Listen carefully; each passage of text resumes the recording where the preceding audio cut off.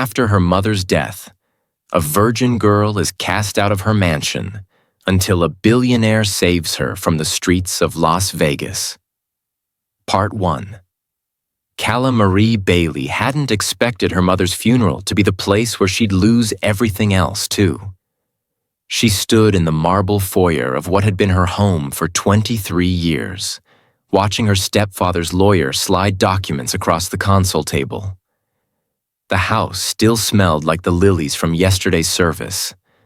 White, expensive, suffocating.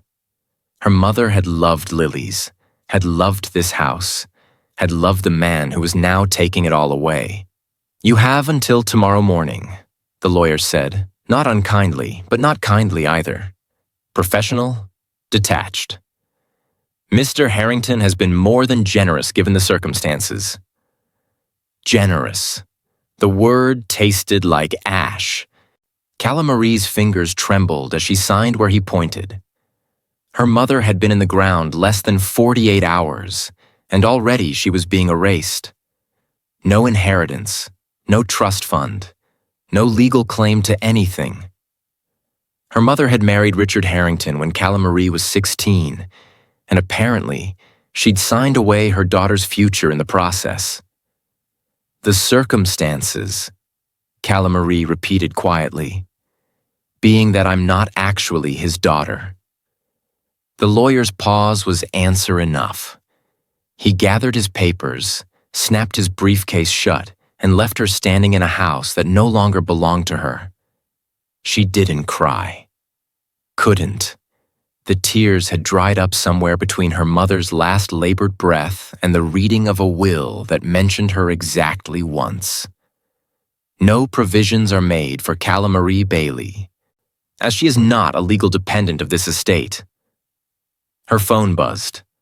A text from her stepbrother, Marcus. "Dad says you need to be gone before he gets back from Tokyo.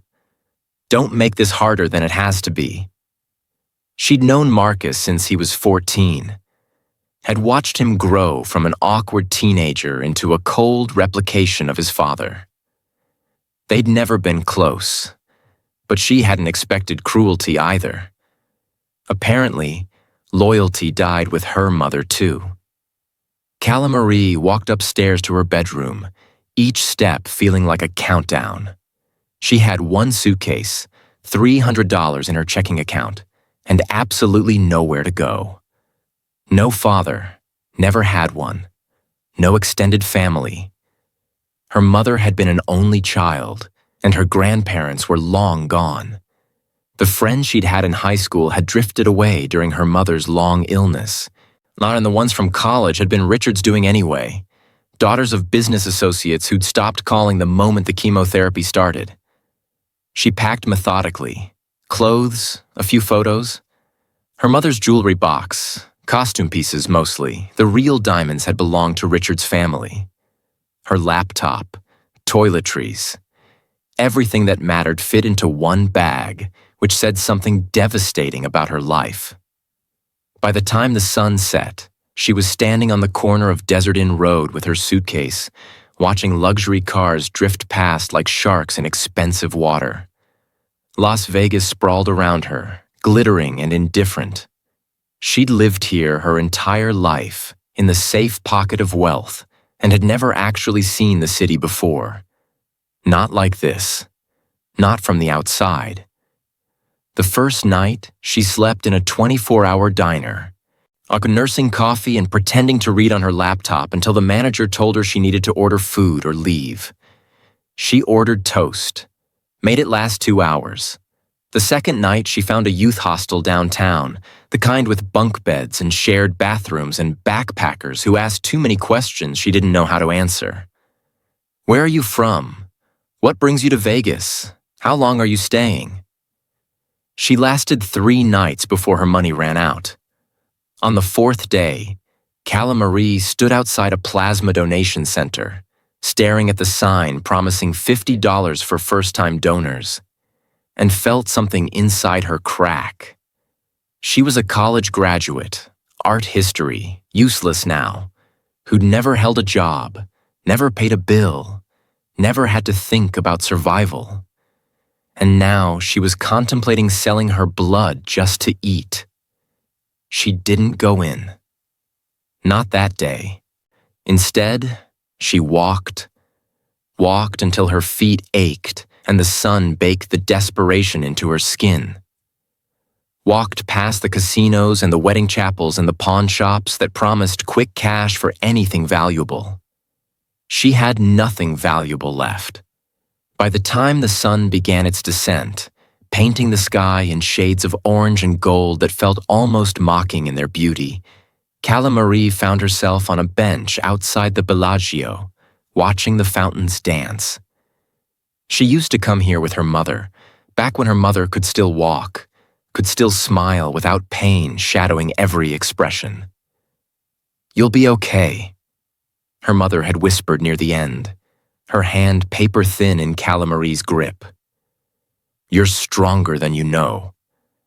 Cala Marie didn't feel strong. She felt hollow.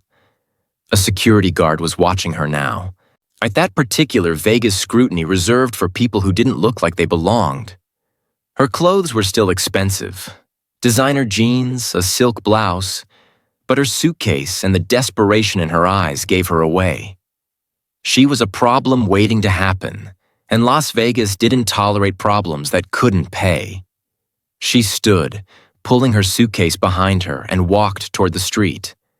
She had no plan, no destination, just forward motion because stopping meant thinking, and thinking meant facing the reality that she was completely, utterly alone. The crosswalk light turned red just as she reached it. She stopped at the curb, swaying slightly. When was the last time she'd eaten? Yesterday? The day before? Time had started blurring around the edges, hours melting into each other like the heat rising from the asphalt. A black car pulled up to the light. Sleek, expensive, tinted windows, the kind of car that usually drove past people like her without slowing. But this one didn't drive past. The passenger window lowered and a face appeared. A man, maybe early 30s, with dark hair and features that would have been almost severe if not for the concern that softened them. He wore a charcoal suit that probably cost more than her entire suitcase of belongings, and his eyes, dark brown, intense, locked onto hers with an expression she couldn't quite read. "Are you all right?" he asked. The question was so simple, so unexpectedly kind, that Cala Marie felt her carefully maintained composure shatter like glass. And then the world tilted sideways, the pavement rushing up to meet her. And the last thing she heard before everything went black was the sound of a car door opening and someone calling her name. Except that was impossible, because no one in this city knew her name anymore. Cala Marie woke to the smell of coffee and the softness of Egyptian cotton against her skin. For a disoriented moment, she thought she was home. Then memory crashed back, the documents, the eviction, the streets, the black car, and she jerked upright, heart hammering. "Easy." The voice came from across the room. "You're safe." She turned to find him sitting in an armchair by the window, backlit by Vegas morning light. The man from the car. He'd removed his suit jacket, rolled up his sleeves, and looked simultaneously more human and more intimidating without the formal armor. His dark brown hair was slightly mussed, odd as if he'd been running his hands through it, and those intense brown eyes watched her with a cautiousness that suggested he was as uncertain about this situation as she was. "Where am I?" Her voice came out rough, throat dry. "The Wynn. Penthouse suite." He stood, moving to a side table where a water bottle sat waiting. "You collapsed on Las Vegas Boulevard. I brought you here, had the hotel doctor check you over. Dehydration and low blood sugar mostly. When's the last time you ate?" Cala Marie accepted the water bottle with shaking hands, not answering.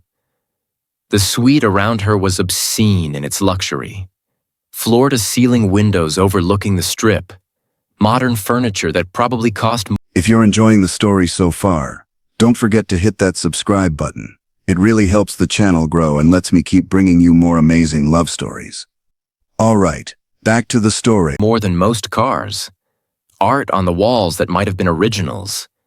She was still in her clothes, she realized with relief, even though someone had removed her shoes and covered her with a blanket.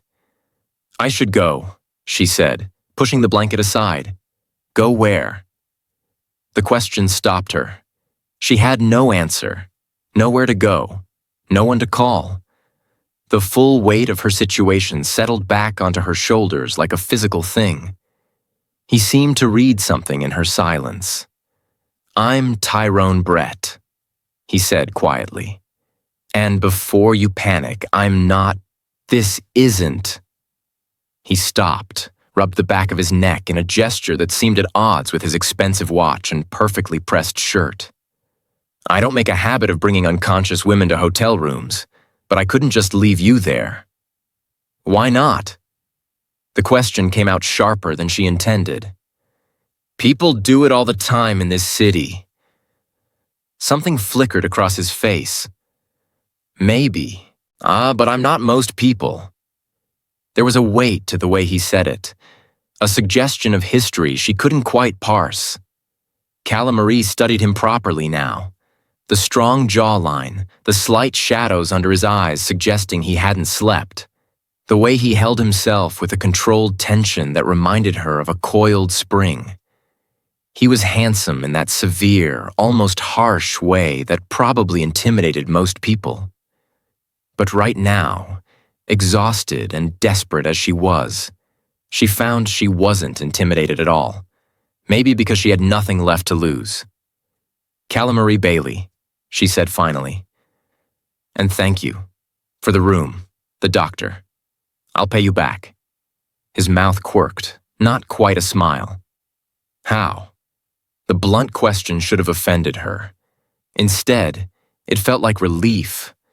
Someone finally acknowledging the elephant in the room. I don't know, she admitted. I'm currently between everything. Between everything, he repeated. That's a diplomatic way of putting it. Would you prefer homeless and broke? Because I can be more direct if that helps. This time he did smile, small but genuine. There she is. She? The person who wouldn't have backed down from that crosswalk even if she was swaying on her feet. He moved back to his chair, creating distance that felt intentional. You don't have to tell me what happened, but you also don't have to leave. Not yet.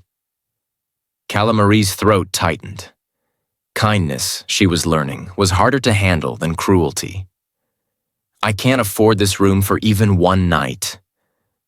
The room is already paid for, through the end of the month. Why would you do that? Because I can. He said it simply, without arrogance. And because I've been in a position where I needed help and didn't ask for it. Nearly destroyed me. There was a story there, buried in the careful way he spoke. Calamarie wanted to ask, but found herself saying instead, I'm not a charity case. I didn't think you were. Tyrone leaned forward, elbows on his knees. Here's what I'm proposing. You stay here, get your strength back, figure out your next move. In exchange, you help me with something. Help you with what? I need someone to organize an art collection. He gestured vaguely. I've been acquiring pieces for years, investments mostly, but they're scattered across storage units and galleries. Someone with an art background could catalog everything, determine what's worth keeping. It's a real job. I'll pay a real salary. Calamarie stared at him. You're making up work for me. I'm offering you work I actually need done. Whether you believe that is up to you. How did you know I studied art? For the first time, he looked uncomfortable. Your wallet fell out of your pocket. I checked for ID, saw your college card. She should have been angry about the invasion of privacy. Instead, she felt something else. the first flicker of curiosity she'd experienced in weeks. "Why are you really doing this?" Tyrone was quiet for a long moment, his gaze drifting to the window, to the city sprawling below them. "My mother died when I was 16, he said finally. "Cancer. After that, my father." He stopped, jaw tightening. "Let's just say I know what it's like when the world you knew disappears overnight. And I know what it's like when no one catches you when you fall." The pain in his voice was old, but not healed. Cala Marie recognized it because she carried the same wound, fresh and bleeding. "I'm sorry," she said quietly. "So am I." He looked back at her. "About your mother. I saw the funeral program in your suitcase. I wasn't snooping. It was on top when I was looking for your ID." Cala Marie's hands tightened around the water bottle. She hadn't talked about her mother with anyone, hadn't had anyone to talk to. The grief sat inside her like a stone, heavy and cold and utterly isolating. She was sick for 3 years, she heard herself say. Ovarian cancer. By the end, she was more medication than person. Her voice cracked. "And I thought after she was gone, I'd at least have the house, the memories, something. But her husband," she couldn't finish. "Took it all," Tyrone finished grimly. "I wasn't his daughter, not legally, so apparently I wasn't entitled to anything." The bitterness in her voice surprised her. 23 years old, art history degree, never worked a day in my life because I was taking care of her. And now I have nothing. "You have $300 in a suitcase," Tyrone said. "That's not nothing. That's a start." Something about the way he said it, not pitying, not dismissive, just factual, made her throat tight again. "Why aren't you married?" The question escaped before she could stop it, and she immediately felt her face heat. "Sorry, that was... fair question, given I'm offering to let you stay in my hotel suite?" He didn't seem offended. "I was engaged once. She decided she preferred my business partner. Found out when I came home early from a conference and found them in my bed." He said it matter-of-factly, but there was an edge beneath the words. "That was 4 years ago. Haven't had the time or the inclination since." "That's awful." "It was clarifying," he corrected. "Taught me that most people are interested in what you can give them, not who you are." His eyes found hers again. "Which is why I'm going to be very clear with you, Cala Marie. This is a business arrangement. Room and salary in exchange for work, nothing more. I'm not looking for gratitude or anything else. Understood?" The formality of it should have stung. Instead, it felt like safety. Clear boundaries, no expectations beyond the professional. After weeks of uncertainty, the structure was almost comforting. "Understood," she said. "Good." He stood, uncollecting his suit jacket from where it lay draped over another chair. "I have meetings all day. There's a credit card on the dresser. Get yourself some clothes, food, whatever you need. We'll talk about the collection work tomorrow." "I can't use your credit card." "Consider it an advance on your salary." He shrugged into the jacket, transforming back into the severe, intimidating businessman from the car. "Unless you'd prefer to keep wearing the same outfit."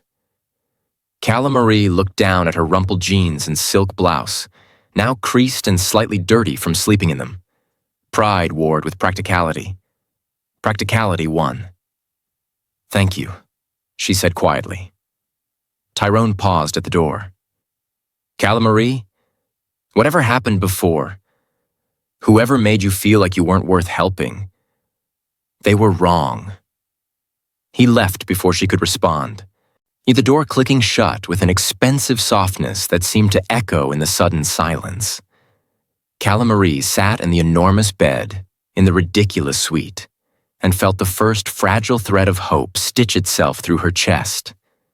It was tenuous and terrifying and probably foolish, but it was something. And something, right now, was everything. The credit card Tyrone left wasn't just any card. It was black, heavy, the kind that didn't have spending limits. Cala Marie stared at it for 20 minutes before she finally picked it up. She started small. A dress from Nordstrom, simple and professional. Black flats. Underwear and basic toiletries from Target because spending his money on designer versions of those felt too intimate, too assuming. She bought a sandwich and ate it slowly in a food court, watching families and tourists move around her like she was a ghost they couldn't see. By the time she returned to the suite, evening had painted the city in shades of neon and promise. She'd expected it to be empty, but Tyrone was there, standing at the windows with his phone pressed to his ear, his free hand rubbing the back of his neck in that gesture she was beginning to recognize as frustration. "I don't care what they're offering," he said, voice hard. "The answer is no. It stays no until they understand that leverage only works if I have something to lose." He paused. "Marcus, I've been saying no for 6 months. If they can't hear it by now, that's their problem, not mine." Cala Marie froze. Marcus. How many Marcuses could there be in one city? But before she could back out quietly, Tyrone turned and saw her. Something shifted in his expression, the hardness melting into something closer to relief. "I have to go," he said into the phone, then ended the call without waiting for a response. "Sorry," Cala Marie said quickly. "I didn't mean to interrupt." "You didn't." He pocketed the phone. "How was shopping?" She held up her single bag. "Minimalist." His mouth quirked. "I left you a black card and you bought one outfit?" "I bought 3 outfits," she corrected. "And some basics. I'm not trying to bankrupt you." "You couldn't if you tried." He said it without arrogance, just fact. "Did you eat?" "Yes." "Good." He moved to the bar, pouring himself 2 fingers of scotch. "Want anything?" "Water's fine." He brought her a bottle from the mini fridge, and they stood there awkwardly for a moment, to 2 strangers sharing expensive real estate and nothing else to say. "The Marcus on the phone," Cala Marie heard herself ask. "Marcus Harrington?" Tyrone's expression went carefully neutral. "You know him?" "He's my stepbrother. Was my stepbrother." She set down her shopping bag, something cold settling in her stomach. "His father is the one who kicked me out." The silence that followed was heavy enough to crush. "Christ," Tyrone said finally. He set down his scotch hard enough that the glass rang against the marble. "Of course he is." "You do business with them?" "They want me to. Richard Harrington has been trying to force a merger with my company for months. I've been refusing." He looked at her, and something complicated moved behind his eyes. "If he finds out you're here, I'll leave." Cala Marie was already reaching for her bag. "I don't want to cause problems for you." "Stop." Tyrone's hand caught her wrist, gentle but firm. "That's not what I meant." "Then what did you mean?" He released her, running that hand through his hair instead. "I meant that Richard Harrington is a vindictive bastard who destroys anything he can't control. And if he knew you were with me, even in a purely professional capacity, he'd find a way to use it against both of us. Then I definitely need to leave." "Or," Tyrone said slowly, "we use it first." Cala Marie stared at him. "Use what?" "This. Us." He gestured between them. "Richard wants me to merge my tech company with his real estate empire. I've been refusing because I don't trust him, and I don't want his ethics, or lack thereof, tainting what I've built. But he's not accepting no for an answer. He's been spreading rumors, trying to damage my reputation, making things difficult with investors.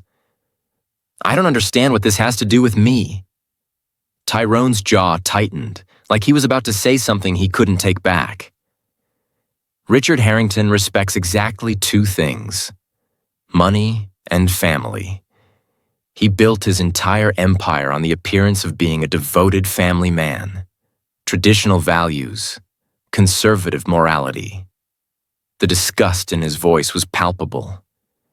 If he thought I was in a serious relationship, if he thought I was settling down, becoming the kind of stable, family-oriented man he pretends to be, he might back off, see me as less of a threat, more of a potential ally. You want to fake a relationship. Cala Marie's voice came out flat. I want to give you a reason to stay that doesn't feel like charity. He met her eyes directly. And I want leverage against a man who enjoys crushing people. If Richard sees me with you, his stepdaughter, the woman he threw out like garbage, it sends a message. That I know what he did, that I'm not afraid of him, and that I'm exactly the kind of man who'd choose you over him. There was something fierce in the way he said it, protective in a way that made her chest tight. That's insane, she said.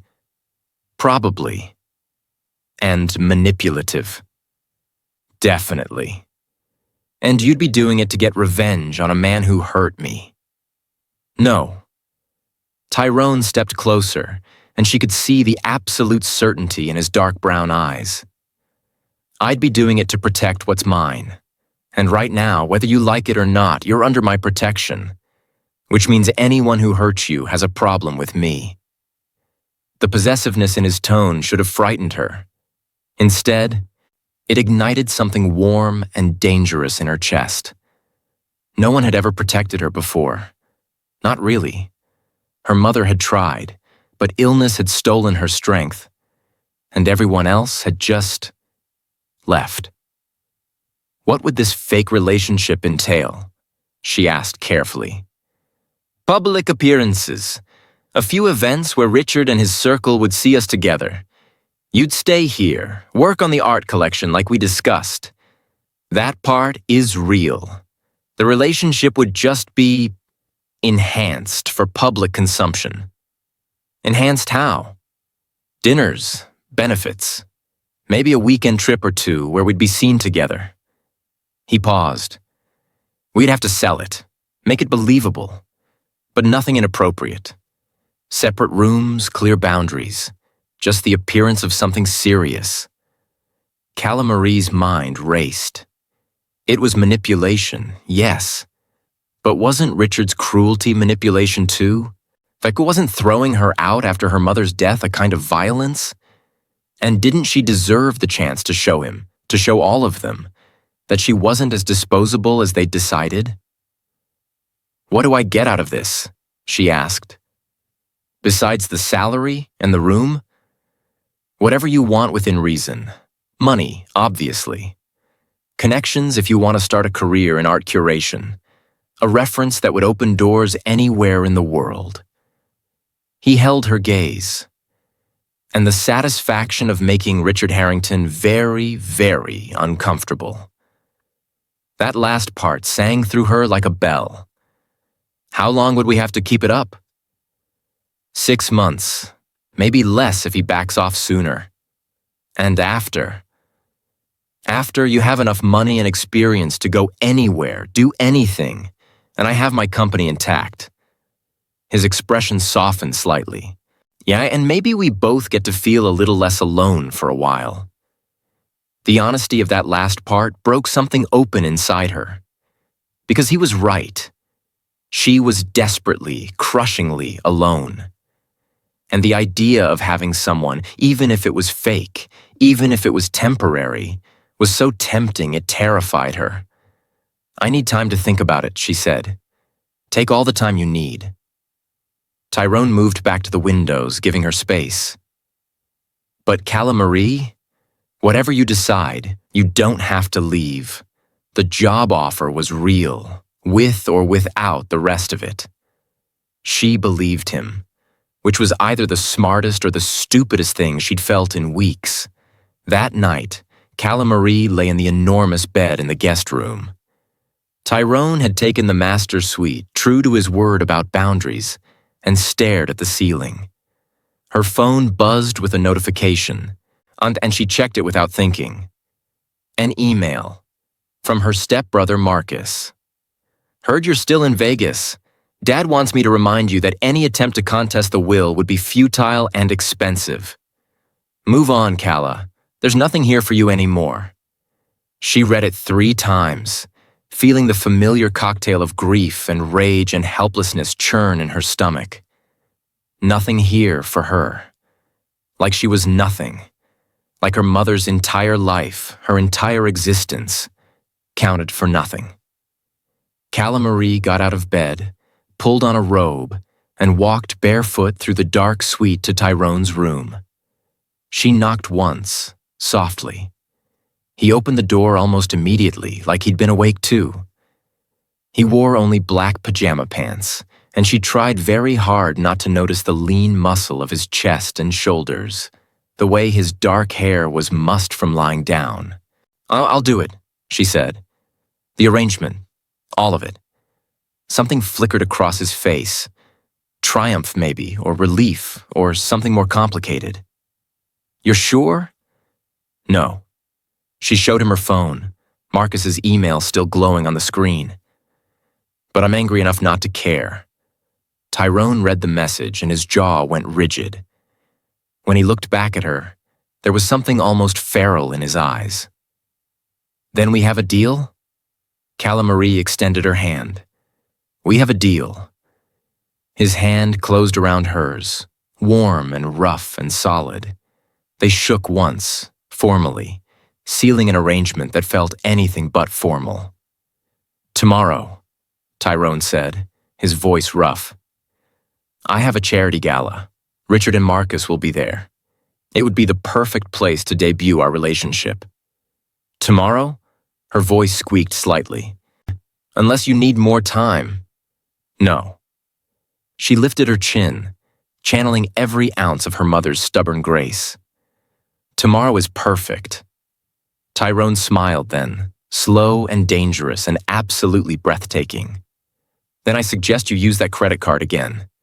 You're going to need a dress that makes Richard Harrington choke on his champagne." Despite everything, the insanity of the situation, the risk, the sheer audacity of what they were about to do, Cala Marie found herself smiling back. Consider it done. The dress cost $8,000. Cala Marie knew this because the price tag was still attached when the personal shopper from Valentino delivered it to the suite at noon, along with shoes, jewelry, and a clutch that probably cost more than her entire month's rent used to be.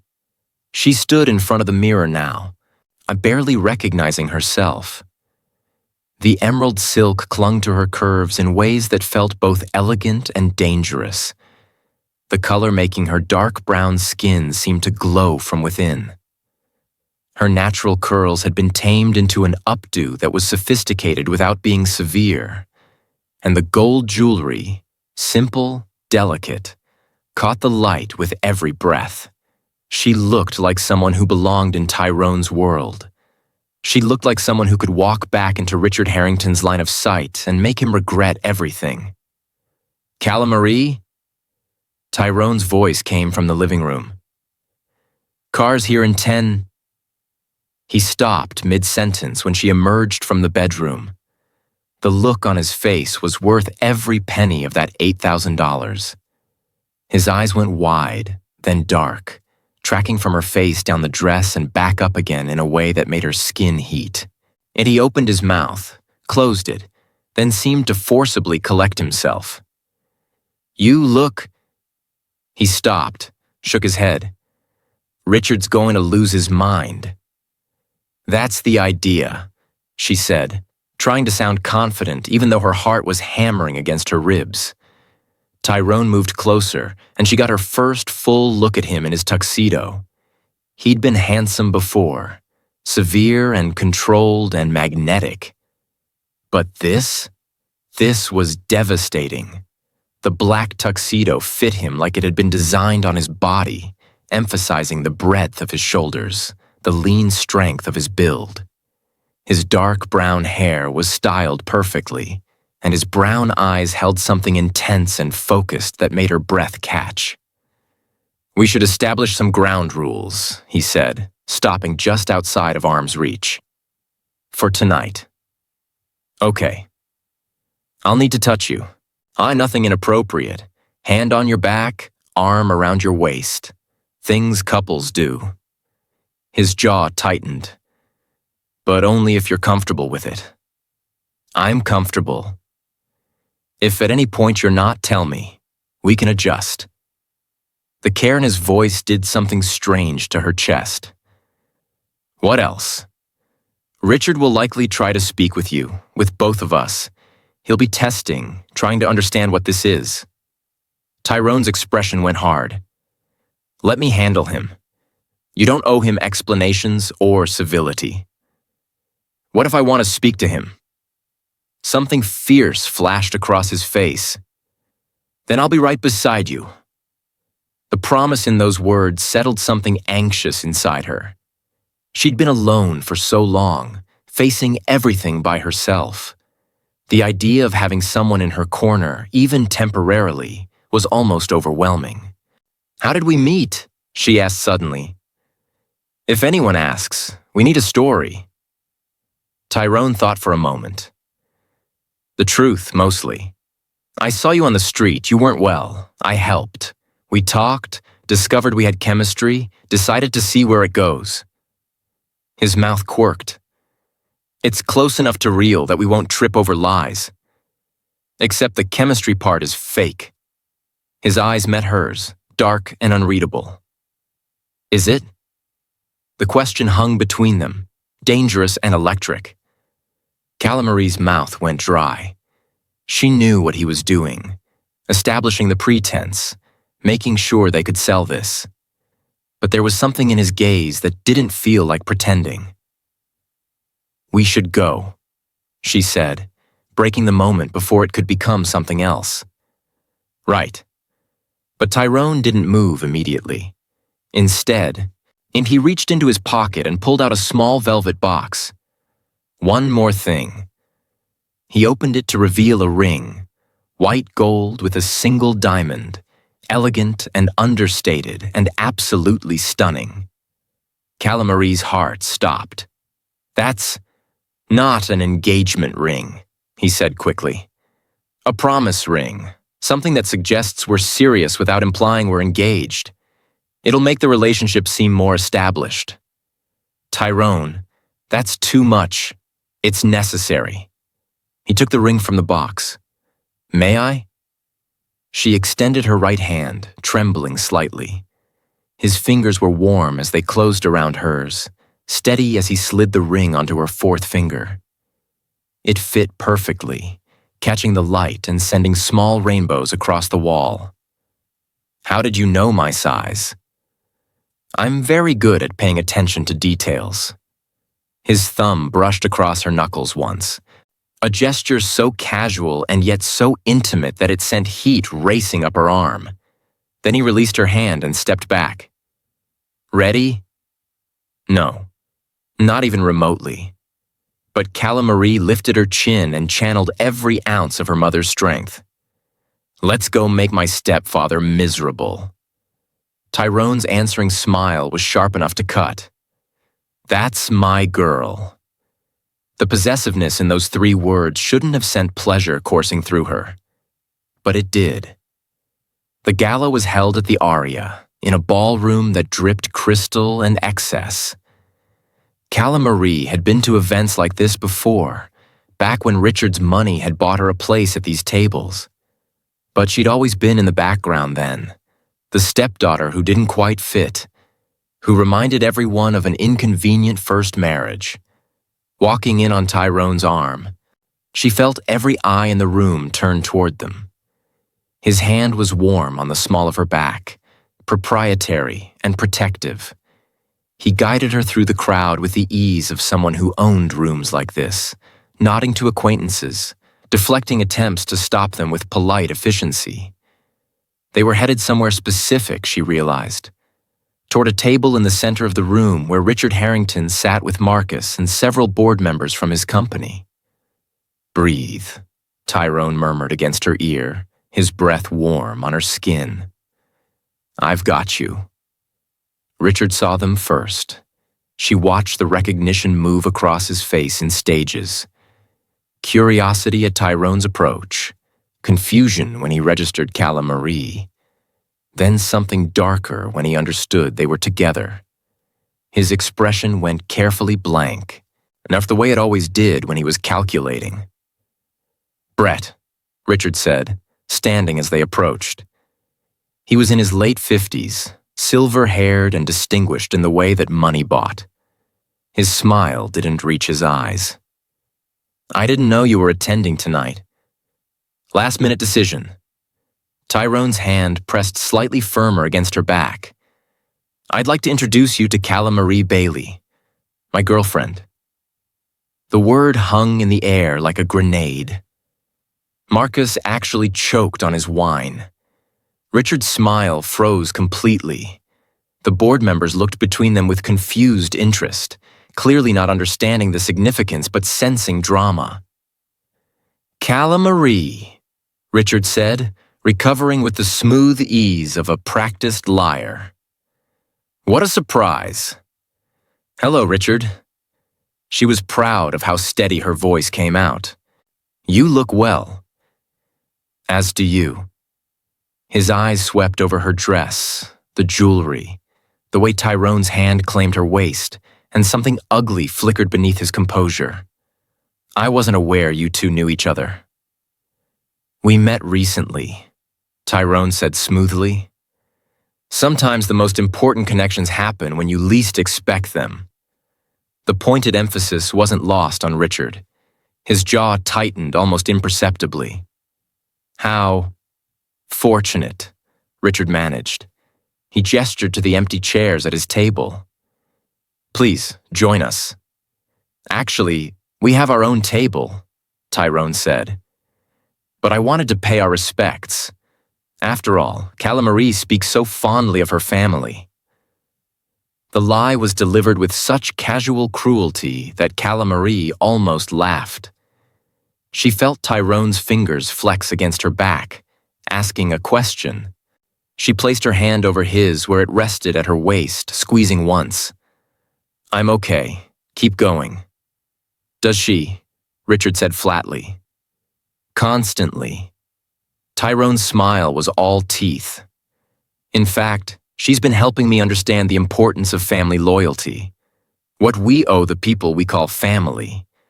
The responsibilities that come with those relationships." Each word was a carefully placed blade. Richard's face went pale, then flushed with barely controlled anger. Marcus stood abruptly. "Cala, can I speak to you privately?" "No." The word came from Tyrone before she could respond. His voice had gone cold, dangerous. "Anything you need to say to her, you can say in front of me." "This is a family matter." "Then it's a good thing I'm part of her family now." Tyrone's eyes were hard as stone. "Anything that concerns Cala Marie concerns me. That's how this works." The table had gone completely silent. Even the board members were watching now, sensing the undercurrents of something bigger than social niceties. "Tyrone," Cala Marie said softly, touching his arm. "It's okay." But when she looked at Marcus, she kept her voice clear and carrying. "You emailed me last night, told me there was nothing in Vegas for me anymore, told me to move on." She smiled, small and sharp. "I'm taking your advice. I'm moving on, with someone who actually values me." Marcus's face went red. "You don't understand the situation." "I understand perfectly." Her voice didn't waver. "My mother died. Your father took everything she left me, everything that was legally mine, and threw me out like trash. And you helped him do it, so no, Marcus. I don't think we have anything to discuss privately or otherwise." The words echoed in the sudden quiet. Several nearby tables had stopped their conversations, drawn by the tension. Richard stood slowly, his composure cracking at the edges. "You're making a scene, Cala Marie." "Am I?" She tilted her head. "I think I'm just telling the truth. You're the one who seems uncomfortable with it." "We should go," Tyrone said, his hand sliding around her waist fully now, drawing her against his side. "I think we've said everything that needs saying." He turned them away from the table, but Richard's voice stopped them. "Brett, whatever game you're playing, using her to get to me." Tyrone turned back, and the look on his face made Richard actually step backward. "I'm not using anyone, but I am choosing Cala Marie over any business relationship with you, now and permanently. So you can stop sending your lawyers and your board members to my office." The answer is no. It will always be no. Because I don't do business with men who treat family like disposable assets. He didn't wait for a response, just guided Cala Marie away, through the stunned crowd, out into the hallway where the air felt suddenly cool and blessedly quiet. Cala Marie realized she was shaking. "Hey," Tyrone said softly, turning her to face him. His hands came up to frame her face, gentle despite their size. "You were incredible. I think I'm going to be sick." "No, you're not. You're going to breathe." His thumbs brushed across her cheekbones. "In and out, that's it." She focused on his eyes, on the warmth of his hands, on the solid presence of him. Gradually, her breathing steadied. "I've never stood up to him before," she whispered. "Not like that." "I know." Something fierce and proud moved across his face. "But you did it. And you were magnificent." The ballroom doors opened behind them and voices spilled out. People leaving for air or cigarettes or gossip. Tyrone's hands dropped from her face, but he didn't step away. Instead, he offered his arm. "Want to get out of here? We made our statement. The rest is just performative suffering." She wanted to say yes, wanted to flee back to the safety of the suite. But something in her had shifted in that confrontation, something that felt like power returning. "Actually," she said, straightening her shoulders, "I want to stay. I want to walk back in there and dance and smile and show everyone that I'm not afraid anymore." Tyrone studied her for a long moment, then smiled. Genuine and warm and absolutely devastating. "Then let's make them all regret underestimating you." They danced. It started as strategy, a public display of their relationship, another way to cement the narrative. But somewhere between the first song and the third, it stopped being performance and became something else. Tyrone was a surprisingly good dancer, leading her through the steps with a confidence that suggested expensive lessons in his youth. His hand was firm at her waist, his other hand engulfing hers, and the heat of him through the thin silk of her dress was impossible to ignore. "You're tense," he murmured, his mouth close to her ear so she could hear him over the music. "There are 200 people watching us. Then let's give them something to watch." He pulled her closer until barely any space remained between them, until she could feel the solid warmth of his chest against hers. It should have felt wrong. They barely knew each other. This was all pretend. But it didn't feel wrong. It felt natural and right and terrifying in its intensity. "Where did you learn to dance?" she asked, needing to fill the silence with something other than the thundering of her heart. "My mother insisted." Something soft moved across his face. She said every gentleman should know how to make a woman feel beautiful on a dance floor. She sounds wonderful. She was. His hand tightened slightly at her waist. You would have liked her. She had this way of seeing through people's bullshit. Eyes straight to who they really were. What would she see in me? Tyrone's eyes found hers, dark and serious. Strength, resilience, grace under pressure. He paused, and probably too much sadness for someone so young. The accuracy of it made her throat tight. What would she see in you? Someone who's been working too hard for too long. His mouth quirked ruefully. She'd probably tell me to stop building walls and let someone in. Is that what you're doing? Building walls? Every day. He said it simply, without apology. It's easier than the alternative. Which is? Getting hurt again. The honesty of it settled between them like a confession. Calamarie understood because she was doing the same thing, protecting herself from more pain by keeping everyone at a distance. Except Tyrone was right here, holding her close, and the distance between them felt like it was shrinking with every heartbeat. This is fake, she said quietly, reminding herself as much as him. This whole thing, the relationship, it's just for show. Right, Tyrone agreed, but his eyes didn't leave hers, and his hand didn't loosen its hold. Just for show. Neither of them sounded convinced. The song ended, transitioning into something slower, more intimate. Couples around them pulled closer together, the lights dimming to create pockets of privacy in the public space.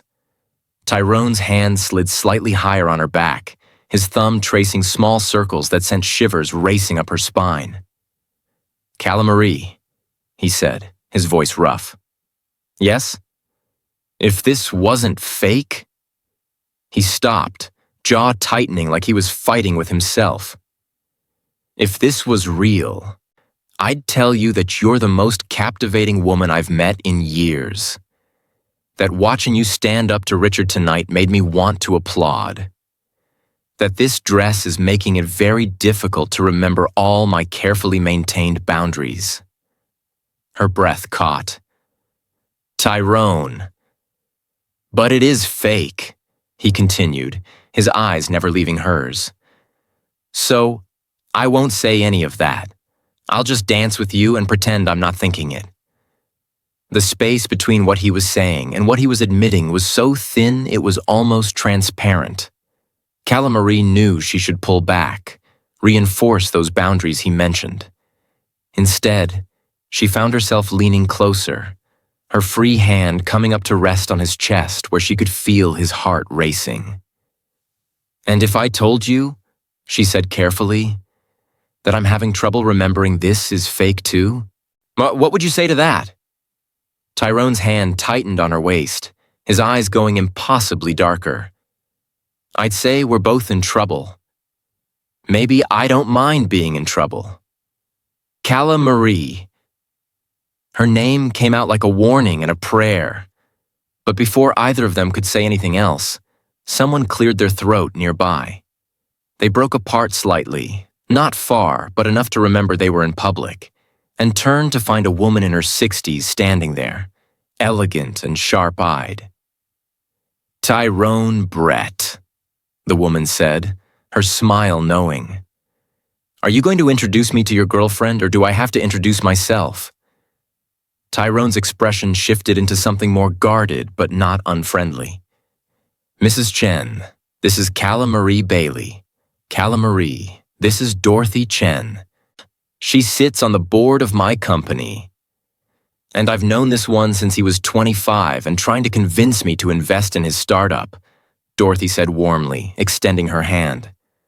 My dear, you're absolutely stunning, and you've clearly made quite an impression tonight. Calamarie shook her hand, confused. I have? Half the room is talking about how you put Richard Harrington in his place. Dorothy's eyes sparkled with mischief. That man has needed someone to call out his hypocrisy for years. Well done. I didn't mean to cause a scene. Nonsense. Sometimes scenes are necessary. Dorothy glanced between them, her knowing smile growing. And sometimes they lead to exactly what needs to happen. You two make a lovely couple. Very convincing. The pause before convincing was deliberate. Cala Marie felt her face heat, like wondering what Dorothy had seen in their dance, what she'd read in the way they'd held each other. Thank you, Tyrone said smoothly. We should probably… Oh, I won't keep you. Dorothy patted his arm. But Tyrone, whatever you're doing, whoever you're becoming with this young woman, keep doing it. I haven't seen you look this alive in years. She swept away before either of them could respond, leaving them standing at the edge of the dance floor with her words hanging in the air between them. She's perceptive, Cala Marie said finally. Dangerously so. Tyrone's hand found the small of her back again, but this time the touch felt different, less performance, more genuine. Want to get some air? They found a balcony overlooking the strip, the city sprawling below them in an explosion of light and sound. The desert night was cool against her overheated skin, and Cala Marie breathed deeply, trying to sort through everything she was feeling.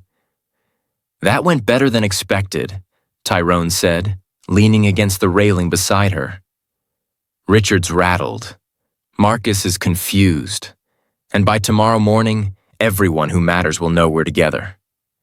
Mission accomplished, she said. Mission accomplished, he echoed. But he didn't sound triumphant. He sounded uncertain. They stood in silence for a moment, the false intimacy of the gala falling away and leaving just the two of them. Two people who'd made a deal that was getting more complicated by the hour. Thank you, Cala Marie said quietly. For tonight. For standing with me. For making me feel like I wasn't alone. Tyrone turned to look at her, and in the neon glow of the city, his face was stripped of its usual careful control. You're not alone. Not anymore. Tyrone. I know. It's part of the arrangement. But Cala Marie? He reached out, tucking a loose curl behind her ear in a gesture so tender it made her chest ache. Even after this is over, even after the 6 months or whenever we decide to break up, you call me if you need anything. Understood? The promise in his eyes was real. Whatever this thing between them was, fake relationship, business arrangement, something neither of them wanted to name. His concern for her wasn't part of the performance. Understood, she whispered. His hand lingered at her cheek for a moment longer than necessary before he pulled back, shoving his hands in his pockets like he didn't trust himself not to reach for her again. We should get you home, he said, his voice rougher than usual. It's been a long night. Home. He'd called the suite home, and something about that made her throat tight. Yeah, she agreed. Let's go home. Lovely viewers, let me know in the comments what your best part of the story is so far, and tell us your time and where you're watching from while we wait for part 2. God bless you.